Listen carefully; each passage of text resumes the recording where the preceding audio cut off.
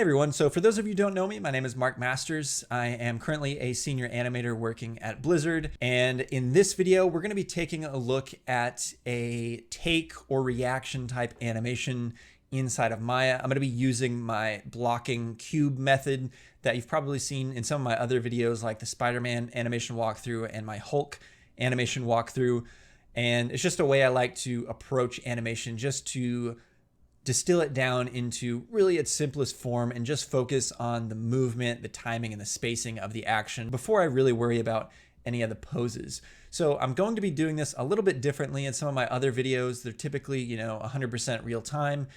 This animation, I actually just recorded the entire process of creating the animation and didn't really do any narration over it. So now I'm kind of just going back. I'm doing a quick kind of like time-lapse breakdown of all the main sections of this animation. So it is a little bit different, but hopefully you guys can still gain some helpful information out of this video. So with that, let's go ahead and jump into the breakdown. So really the first thing that I want to do when I'm starting this animation is kind of just get my character out of the T pose. So that's what I'm doing here. I'm just starting to build kind of foundational sort of start pose for this character. And one thing that I did on this particular animation was I grabbed this rig from the Agora community. They have a really awesome selection of really great free rigs. And this was actually the very first time I ever opened this rig. So I didn't do any rig testing or anything like that. What you see here was the first time I ever opened it, and then I just jumped into creating this animation. So I don't really recommend approaching an animation like this without doing some type of sort of rig testing, just so you can get familiar with the controls. Because a lot of the time in here, I am kind of just fiddling around with the controls and trying to figure out how to get it to do what I want. So finding things like where the space switches are for the arms and the feet and the head, and just kind of figuring out the rig in general. So there's a little bit of trial and error in here as I'm working to pose this out. But you can see here, I'm kind of just playing around with a few different ideas. I think right here, I'm just thinking about maybe putting the hand on the hilt for a moment, and then I kind of just move on from that because I don't really like it. So really what I'm just doing here is just finding that kind of foundational pose that we can start with. So I'm going to start kind of tweaking the fingers and getting those into a pose. That's usually like what I like to do is for an animation like this, I just want to make sure that I'm starting from a decent pose, because I am going to use that cube blocking method, which you've probably seen in my Spider-Man animation walkthrough, as well as my Hulk animation walkthrough, and then in just my general workflow video. That's how I like to approach a lot of my animations. So I'd still like to start with a pose. I don't want to do that cube blocking method if my character is in their T pose. So here again, I'm just kind of just roughing in a pose that I'm happy with. And it looks like I'm kind of satisfied at least with this pose where it's at currently. So now I'm just throwing in that cube, shaping it roughly around the character itself. That way I can actually start animating the cube. So I'm just going to start kind of frame by framing through this, start building out the main action for this cube. So what this animation is going to be sort of like that take reaction animation. And the way I want this animation to start out is I want the character to look, towards screen right, and then kind of hear something or react to something over towards screen left and do kind of a quick reaction. So this beginning part is kind of just animating this cube to get that initial look. And then this is that sort of reaction where he's going to quickly kind of bend down and unsheath his sword and jump in the air to kind of react to whatever that noise is. So this, I'm kind of figuring out how I want him to jump. So animating the cube. And this cube method really allows me to focus specifically just on the timing, the spacing, the flow of the animation without really worrying about poses. I like to first worry about animation and then think about the poses. I find one of the most important aspects creating animation is actually creating the movement rather than the individual kind of poses that make up that movement. So I like to really focus in on, creating decent movement with my cube first to figure out the action. And this was something that I also don't necessarily recommend. For this one, I didn't shoot really any reference for it. My cube blocking method was really what I was planning on using to actually figure out and sort of plan out the animation quickly. So I think here I'm decently happy with the cube animation. So I'm going to start making sure I can get the feet into local space. So they're in IK, but I want to make sure if I move the torso around, the feet are going to follow. And this was something with the rig. I couldn't figure out where that space switch was, if there even is one. So I ended up just creating locators and then parenting the feet to those locators and then parenting the locators to the torso themselves, so that once I move the torso around, the locators are actually going to follow that movement. So I believe that's what I ended up doing here. I think I'm still trying to figure out how to get them to follow, and then I ended up just parenting the locators to the torso to get them to follow. So now I'm going to snap it to that cube, and this is just real time kind of showing what this looks like after my cube pass, and then I get it onto the player itself in this sort of static default pose that I've created. And then once I get that on there, then I can start to see the changes that I need to make once I see it moving on the entire character. So here I'm really just kind of pushing things, adding more height to the jump, adding a better settle once he lands. So you can see I'm kind of just bringing up that height and kind of playing around with it that way. But you'll notice that with that cube method that I approached at the beginning, I really didn't worry about the graph editor much at that point. I did a little bit, but mainly, especially with the cube approach, when I'm animating that, I kind of just like to animate directly in the viewport. And here I'm adding like a little bit of like stutter or shake at the end, which I ended up kind of abandoning because I didn't really like how that was turning out. So I ended up here, I'm kind of just blocking in sort of just a quick, once he lands, that kind of nice settle when he's got the sword outstretched. So that's kind of what I'm trying to block in there with the cube here. So again, I haven't moved on from the cube pass. I've just got the character attached to it. So it allows me to kind of better see the action and tweak my timing and tweak my spacing in areas and just sort of exaggerate the movement here. And then here you can see I'm pushing that down position just a little bit. I'm trying to add a bit more interest to that down pose as he bends down and then prepares to jump up. I wanted to add like a little bit of twist to his body just so he doesn't kind of move straight down and straight back up. I wanted to get a little bit twist in his entire body to actually like throw himself into the air for that initial reaction, which is what I ended up blocking in there. So I believe here I am happy with the cube. I want to get it off the cube now and just get it attached to the actual character's torso, and then tweaking that as I need to once I get it baked off and making some quick adjustments here. And then I believe I'll probably want to start moving on to a foot pass once I'm completely happy with the overall movement of this animation.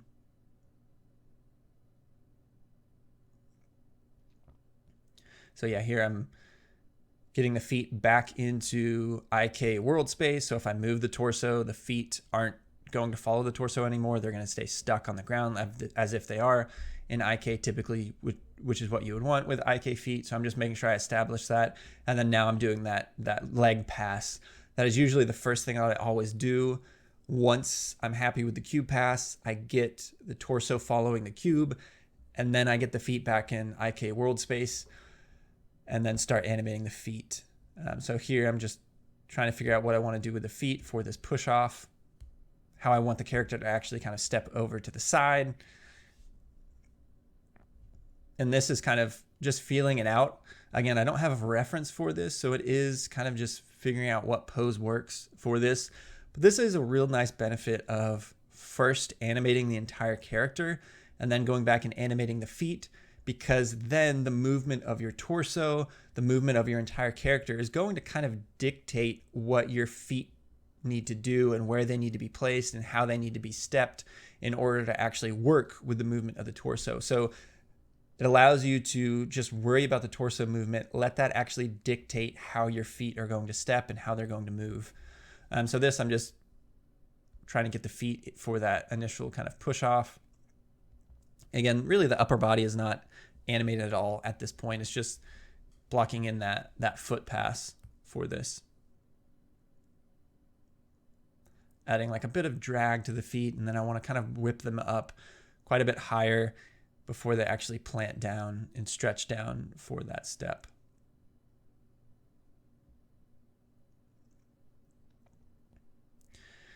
And after I've completed this animation, with any animation, you always find stuff that you want to change. And I really feel like I want to really amp up kind of the cartooniness of this, play around with that more at some point. I believe this animation in total was about, I believe it was about 4 hours 4 hours, 30 minutes or so to finish this animation. And probably a good chunk of that was, which I cut some of that out here, was just fiddling around with the rig, especially once I get to the facial animation past the facial rig on this. I couldn't really find the controls I wanted. So that was a good chunk of, at least 30 minutes just fiddling around with the rig itself and kind of just learning the rig as I animate for the first time on this, which is definitely not the best approach to take. It definitely adds time to your process there. And then here I'm moving on to the torso, kind of upper chest pass, which is usually the next step I take after I get a first initial leg pass, get my character grounded. So now I'm adding some of that overlap, some twist to the chest to start to loosen this up. And then, with this, you really start to see your animation sort of take shape once you get the rest of the body moving. Even when the arms not even doing what they're supposed to do yet, I can already visualize where I want this animation to go. So I can play around with things like the drag on the chest as he, comes toward the ground and does that action. Now I'm going to animate starting with the right arm, because this action, once he bends down, I want him to actually grab the sword and kind of unsheath it as he's sort of jumping in the air. So that's what I'm kind of establishing here. And this was another area I ran into where I was trying to figure out the different, space switches for various parts of the body, especially for like the sword and the sheath. I will say the way I approached unsheathing this was probably not the best way, because for some reason I decided just to stick with FK arms for this entire action, which really ended up, causing me to struggle, just because trying to get the the FK position on the hands to work and also pull the sword out, it would have been much simpler to just do an IK swap over as he's moving the arm over, put that in IK so he can just grab the sword in IK, and then, have that sword follow the hand and do kind of a quick unsheath where you can really fine tune the arc as he's pulling that out, because that's a really important aspect of having this unsheath feel good, is that he can't pull it out and it can't feel like jittery in the sword motion. And that's pretty hard to do with an action like this if you're doing it all in FK, where he's got to get his hand like in the correct position and pull the sword out. But I ended up sticking with FK, I think at some point, which I'm not sure if I edited out of this version. I tried momentarily to do an IK switch, but I got so far creating this animation in FK that I was like, it's going to take me too long to redo this entire thing in IK. I'll just kind of brute force it in FK for, it's not too long. That's the other thing, where when I first approached this, it was something where I was like, this is only going to be, 10 to 15 frames maybe for this whole like unsheath section. I can kind of brute force my way in FK without having to worry about an FK IK switch, which is sort of the reason why I just stuck with FK. But it did cause a bit of kind of trouble in there. But here I'm building kind of that end pose for this, where he's got the sword kind of extended out. So the idea of this is he's unsheathing it, jumping, and then, aiming the sword straight out and whatever is kind of in front of him, or whatever kind of startled him there. So kind of working on that motion. You can see it's really just the right arm that's kind of currently animated there.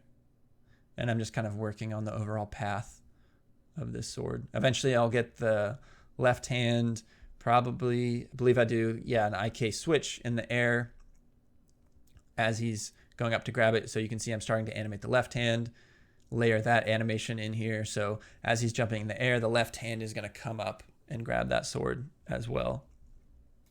So that's kind of the approach I took for that.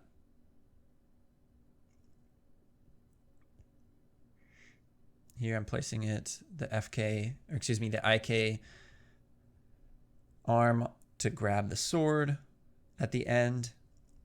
One thing on this rig that I struggled with just a little bit, which I didn't like a whole lot, was that for the IK, and this could be something that you could switch in the rig. I don't know all that is built into this rig.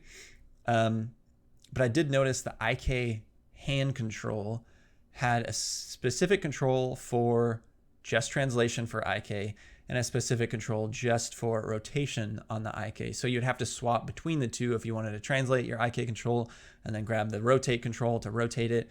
It just added kind of an extra step that I didn't completely like on this rig. Here I think I'm just increasing the overall height a little bit, bringing the legs up a little bit higher. I think I'm doing like a quick leg pass to try to exaggerate some of that movement.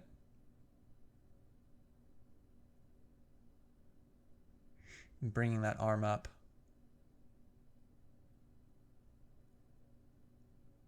Here I think I'm animating the left arm, add a bit of drag to it. And you can see these pauses that I have in here. I think this is a full real time. So you can kind of see where I'm currently at with all the passes I've done on the chest, the upper arm, and the legs. You can see that unsheath is really rough. So you can see I quickly roughed it in. And I know I need to go back and refine that. But you can kind of see the overall action I'm going for here. You can kind of start to see that animation kind of layered in there. So now I'm going back to the unsheath because that was obviously looking really rough. You could see in that real-time preview there. So now I'm starting to animate the sword. And I think at this point, this is where I really realized this would have been a lot easier to do an IK switch for this. Because I want to make sure that it feels correct as he's unsheathing it. So the path on the wrist as it's coming out works well, and it feels like he's kind of, you know, pulling it out with some force.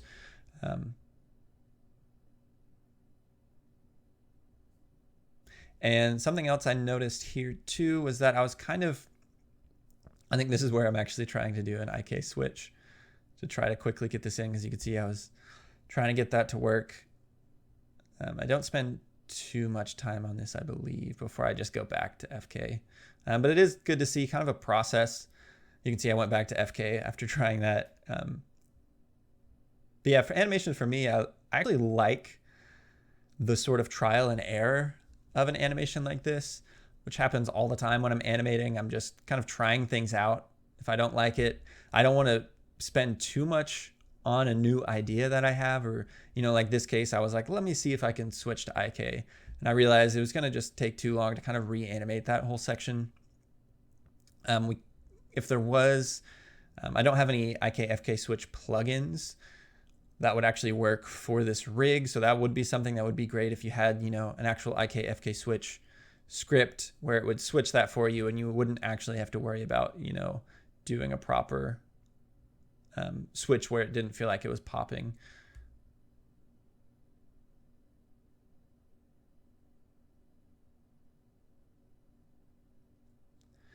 I think here I'm just kind of looking at the rest of the upper body controls, trying to figure out what does what, which again is not the best approach to take when you're this far into an animation.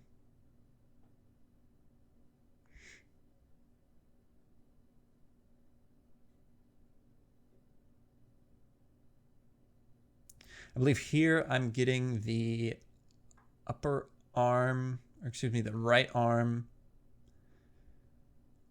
to actually be in world space. So I think I just baked off a locator for the arm, switched the arm to world space so that the chest wasn't, you know, influencing the FK arm so much, and then baked it back off.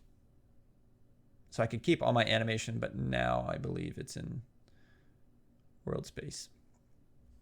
This was another thing where I was trying to figure out the constraint setup for the sheath and the sword, which I was having trouble with. It kept popping when it was constrained. The constraint kept breaking. So I ended up just deciding that for this section, I'm going to focus on getting a nice feeling on the unsheath on just the arm. And then I'm going to go through and basically frame by frame the actual sheath itself, because I realized what would be best for this would be to just focus on animating the sword. Don't worry about how the sword is actually leaving the sheath as he's pulling it out. And then I decided I will actually frame by frame animate the sheath to stay attached to the sword as he's pulling it out. And then eventually it will actually be unsheathed. So that way I can kind of cheat that whole section and just kind of animate the sheath to be attached to the sword for much longer, so you don't actually see it kind of leave that sheath.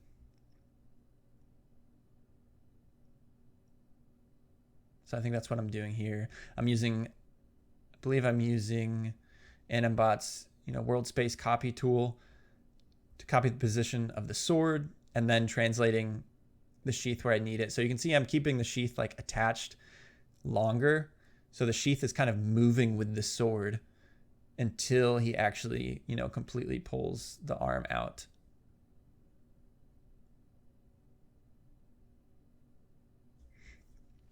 Here I'm adding a bit of more overlap and drag on that wrist in that section, just to kind of add a bit more kind of interest to that motion. Here I'm kind of just tweaking the end pose with the hands and the arms.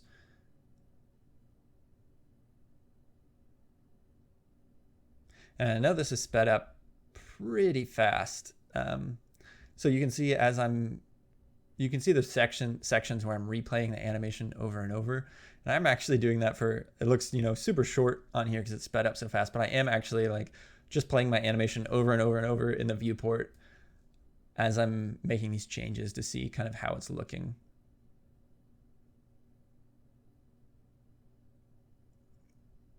And I believe now I guess I hadn't actually attached the IK hand to the sword yet. So I think I'm actually doing that at this point, getting it attached, getting the pose correct, and then doing, constraint setup. I believe I probably constrain the left wrist IK control to the right wrist so it follows that movement. And something I noticed, again, with this IK setup on this rig, having the translation on a separate control, having the rotation be on a separate control, it meant when I'd set up this constraint, I had to do, I believe, like a point constraint and an orient constraint, because I couldn't just do a parent constraint on, one of the IK controls, because one of those IK controls only affected translation. So I actually had to split those up.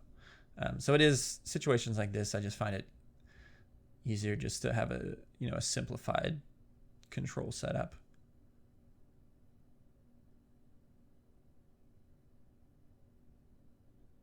So I think I'm trying to figure out the IK switch for this, working with the double IK controls. So you can see that didn't quite work, whatever I did there.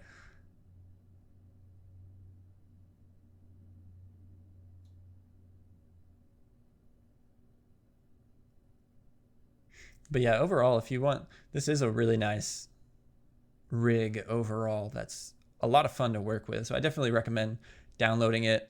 It's completely free, really robust, tons of controls in here.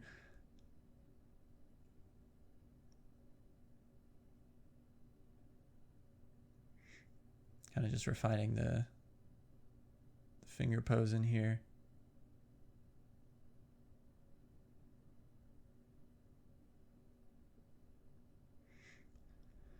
Tweaking the shoulders just to make sure they don't feel hyperextended. Tracking the arcs with Blender's, or excuse me, Maya's and Animbot's tracking arc tool, which is really, really awesome. I think here I'm kind of playing around with actually stretching the feet on that push off there. Now I'm working on the hips, doing a quick hip pass for this, just to get some movement in there. Clean up some of the poses, especially on like this down, and working on the jump itself. That's kind of what I'm working on here.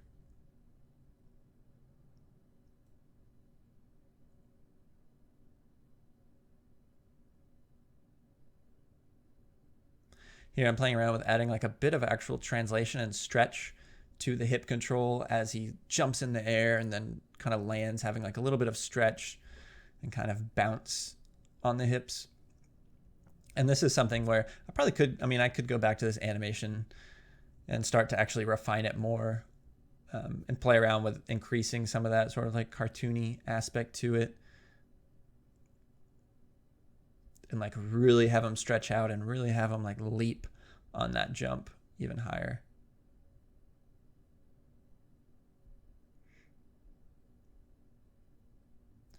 Here, I think I was just trying to create a little bit more of an interesting path on the leg there. I was working on the upper chest there, but I believe some of that stuff I ended up not using.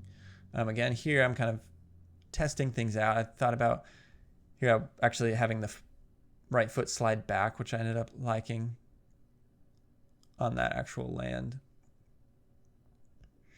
Kind of cleaning up the path of the sword as it comes down.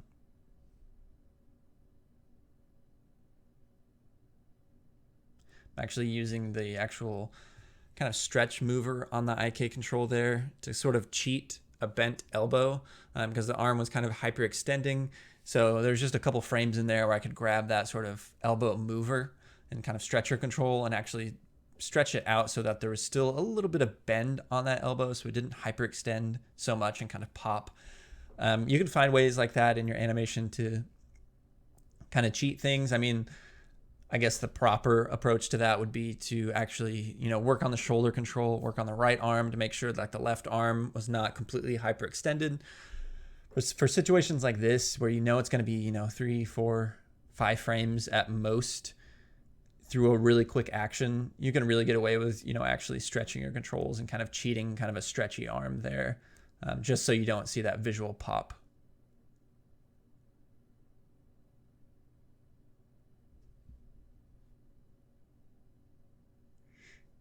And you can see I'm always kind of bouncing back and forth. I'm going back to the feet here real quick for like a knee pass, going back to the arms. Here I'm going to start to figure out the settle on the hands as it's holding the sword. So I just want to have like a little bit of land, kind of nice settle on the sword. So I'm getting that in there, as well as the head, kind of getting that nice sort of bounce, sort of final settle once he lands on the ground. And then you'll notice like I've only really focused on the jump and the bend down. So now I'm going back to the beginning of it. I'm starting to refine and just add a little bit more polish in there, adding a bit more animation to the arms during that section. But I do still keep it kind of rough in this section, just have like a little bit of overlap in the arms. Nothing special there. So this is where I actually go in and I start working on a quick kind of facial animation pass. And this is where I really struggled with this rig of not knowing how to set the controls up, how to switch. You can see there's so many facial controls, but I was having this issue with like the jaw control and the lips were staying attached, even moving this jaw, and the jaw moved and translated in a very strange way. It felt like there's like, sticky lips enabled by default, but I could not figure out where to disable that. So I ended up actually, I think on these sections where I wanted to do like a little bit of mouth animation and even have the mouth open even a little bit, I ended up actually just animating like the lips and like moving the teeth out of the way, which is not the best way to approach that, but I just did like a really quick kind of facial pass. This I'm just adding like a blink, like getting the brows kind of bent down and then up in this sort of like startled kind of reaction pose. This eyebrow pose I was working with looks like he's more about to cry, which I think I end up going back and kind of tweaking that into just like a more like open brow kind of surprised pose.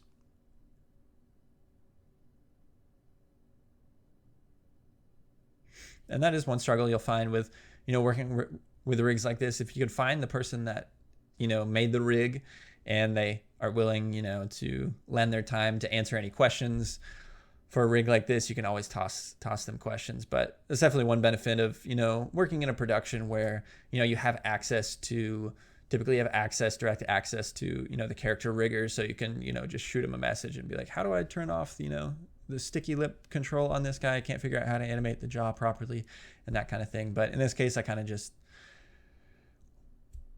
used a quick solution of just kind of animating the lips, like the actual separate lip controls there. So this is starting to kind of come towards sort of the tail end of this animation. There's definitely more that can be done on this animation. Again, I think it was like a total of about 4.5 hours for this. So there's definitely more, but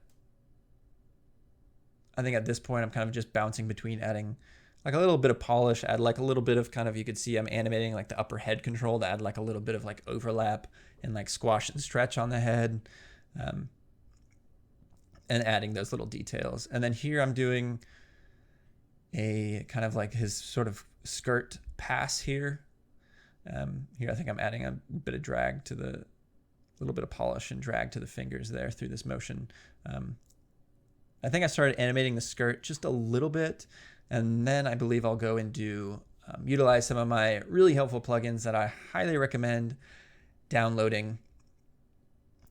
Is the overlap tool and the LM Spring tool. The overlapper, I believe, does cost a little bit of money. LM Spring is completely free, and I'll be using those in a little bit. But here I'm going back to the sheath just because I saw I had to tweak the animation on the hand. So I ended up going back to the sheath and tweaking that as well. I think I'm just playing around with like a little bit of squash and stretch on the chest as he's bending down and jumping. Kind of like polishy details to this. And here you can see I'm using overlapper to do a quick pass on the skirt here. Tried a couple different ways because it was, overlapping too much. So I'm adjusting the softness and scale, testing it out until I get something that works a bit better. It's a little bit hard to see there because it is playing so fast. Here I'm throwing in a set that I found on the BlendSwap website. This is actually from a Blender scene that I just imported into Maya. I'll make sure I link that actual path to that in the description where you can download it. But BlendSwap is a great website to find a lot of free assets that you can use, in Maya as well if you're just importing, a FBX asset like that.